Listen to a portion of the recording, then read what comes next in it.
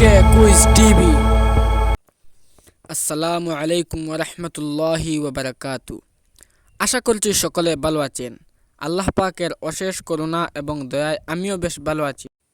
তো আজকে আমি যে আমলটি নিয়ে আসলাম সেটি হলো রোগীর রোগ কিভাবে পরীক্ষা করবেন অথবা রোগীর রোগ কিভাবে পরীক্ষা করা হয়।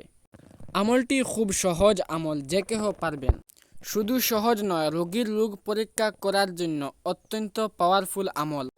আর আপনি যদি আমাদের চ্যানেলে নতুন হয়ে থাকেন তাহলে এমন সহজ এবং পাওয়ারফুল আমল পেতে সাবস্ক্রাইব করুন আমাদের জিকে কুইজ টিভি চ্যানেলটিকে।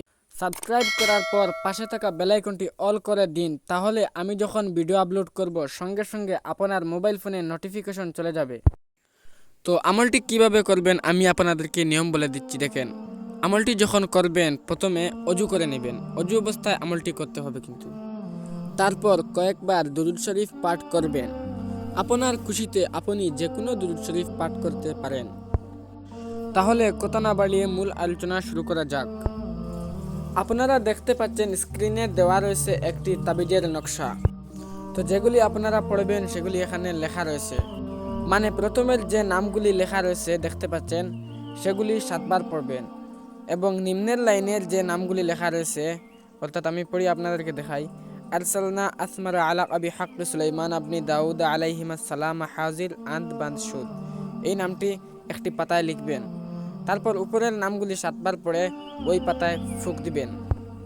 তারপর ওই নামটি একবার পড়ে রোগীর হাতের তালুতে ফুঁক দিবেন।